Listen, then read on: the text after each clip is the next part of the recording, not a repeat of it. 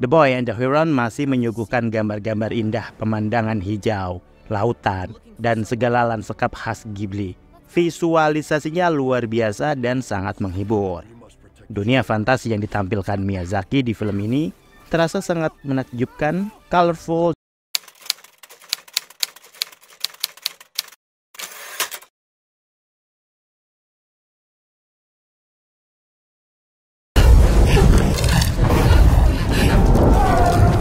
Salam sinema, sahabat sinemalogi. The Boy and the Heron adalah film anime yang disutradarai Hayao Miyazaki. Film ini diisi suaranya oleh Soma Santoki, Masaki Suda, Ko Shibasaki, Aimyon, Yoshino Kimura, Takuya Kimura, dan lain-lain. The Boy and the Heron bercerita tentang anak laki-laki bernama Mahito yang berduka atas kematian sang ibu akibat kebakaran di rumah sakit tempatnya bekerja di Tokyo. Ayah Mahito, Soichi, pemilik pabrik spare part pesawat, kemudian menikah lagi dengan Natsuko, lalu menyusulnya tinggal di desa yang dekat dengan tempatnya bekerja. Suatu ketika, Natsuko yang sedang mengandung mendadak menghilang. Mahito bersama salah seorang pelayan tua, Kiriko, berusaha mencarinya ke hutan. Mereka lalu masuk pada petualangan ke dalam dunia yang dihuni yang hidup dan yang mati. Di sana, kematian berakhir dan kehidupan bermula. Apalagi Mahito juga memiliki kesempatan untuk bisa bertemu dengan sang ibu yang katanya masih hidup. Kalian bisa membantu kami dengan klik tombol Super Thanks di bawah video. Kami akan sangat berterima kasih atas berapapun nominal saweran yang kami terima. The Boy and the Heron adalah sebuah semi-autobiografi fantasi dari buah pikiran Hayao Miyazaki sebelum menyatakan pensiun sebagai sutradara. Menikmati karya Ghibli di bioskop dengan layar dan kualitas audiovisual yang tidak kaleng-kaleng membuat saya semakin memahami bahwa Hayao Miyazaki adalah salah satu sutradara animasi yang konsisten dengan rasa dan segala buah dari pemikirannya yang luar biasa. Hampir semua goresan gambar-gambar yang dihasilkan studio Ghibli memiliki ciri yang sangat kental. Siapapun yang menggemari karya-karya Ghibli pasti paham letak ciri khasnya di mana.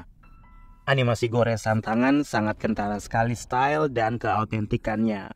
Hampir di semua film selalu ada masakan yang mengundang selera, musik-musiknya yang selalu menenangkan. Hayao Miyazaki mengambil judul film ini sama dengan judul novel rujukannya karya Genzaburo Yoshino tahun 1937. Hanya saja The Boy and the Heron versi Hayao tidak memiliki cerita yang berhubungan dengan versi novelnya. Narasinya banyak diambil dari potongan-potongan kisah masa kecil Hayao Miyazaki yang berhubungan dengan keluarganya di masa perang dahulu.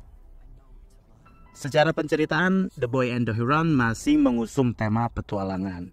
Kalau dikomparasi dengan film karya Hayao Miyazaki sebelumnya, yang memiliki kemiripan adalah Spirited Away tahun 2001 yang memenangkan Piala Oscar film animasi terbaik. Keduanya bercerita tentang anak yang masuk dunia ajaib penuh dengan karakter unik juga. Kesan surrealis di film ini memang sangat kental, sehingga film ini amat sangat terasa sekali butuh pemahaman yang gak biasa dibanding film-film animasi kreasi Disney atau PH lain. The Boy sangat tidak mudah dicerna begitu aja. Film ini benar-benar sangat multidimensional. Dunia yang diciptakan Hayao Miyazaki jatuhnya sangat kompleks. Sebuah dunia alternatif yang memiliki banyak layer yang sewaktu-waktu bisa menuju kemana aja. Penuh metafora, liar, dan janggal. Sehingga film ini nampaknya sangat tidak bersahabat dengan anak-anak. Yang dimaksud The Boy dalam film ini adalah Mahito, anak laki-laki yang baru saja kehilangan sosok ibu yang ia sayangi. Tetapi tiba-tiba dia harus bisa menerima kehadiran sosok ibu baru yang tak lain dan tak bukan adik dari ibunya sendiri. Ya, film ini memang tentang rasa kehilangan dan coba untuk melepaskan, mengikhlaskan. Sebuah perjuangan berat bagi seorang anak. Di menit-menit awal, film terasa berjalan begitu lambat, kecuali adegan kebakaran ya. Namun setelah Mahito bertemu dengan The Heron, barulah film ini mulai tancap gas. Di sini ada banyak karakter tempelan yang bisa dibilang cukup lemah. Mereka muncul tapi tanpa adanya eksposisi yang cukup. Bahkan untuk karakter The Heron, bangonya ya, ini titik absurditasnya lumayan gede. Padahal secara karakter, The Heron mampu menarik perhatian penonton dengan segala tingkah lakunya. Sebagai tokoh sentral di film, untuk beberapa alasan tertentu bahkan tidak memberi pengaruh yang lebih terhadap Mahito, selain sebagai partner in crime yang menyenangkan dan memberi warna jenaka di film ini. Tak lupa Miyazaki memasukkan beberapa karakter menarik yang lumayan gemoy walau nggak segemoy Totoro, yaitu The Parquet King atau sekumpulan wara-wara yang muncul dengan caranya masing-masing. Miyazaki juga menyempilkan komedi khasnya melalui tingkah pola para pelayan tua dan juga The Heron sendiri. Ada kekonyolan-kekonyolan sederhana yang masih mampu membuat saya senyum-senyum bahkan ketawa lepas. Deretan pengisi suaranya juga jempolan. Bahkan yang versi bahasa Inggris pun menggunakan para aktor Hollywood kelas A. Christian Bale, William Dafoe, Mark Hamill, Robert Pattinson, Florence Pugh, dan lain-lain. The Boy and the Heron masih menyuguhkan gambar-gambar indah pemandangan hijau, lautan, dan segala lanskap khas Ghibli. Visualisasinya luar biasa dan sangat menghibur. Dunia fantasi yang ditampilkan Miyazaki di film ini terasa sangat menakjubkan, colorful, dan sedikit memancing kita untuk flashback dengan karya-karya Ghibli sebelum-sebelumnya, terutama Spirited Away atau Howl's Moving Castle. Scoring dalam film ini masih tetap setia dengan kesederhanaan, karena bagaimanapun elemen paling penting di balik karya Ghibli adalah sisi musikalitasnya yang memorable di setiap filmnya. Masih terpasang denting piano yang diletakkan di beberapa momen penting adegan. Sangat sederhana dan memang begitulah seharusnya anime Ghibli berkisah. Pada akhirnya, The Boy and the Heron adalah film tentang duka dan rasa kehilangan. Senada dengan Suzume baru-baru ini.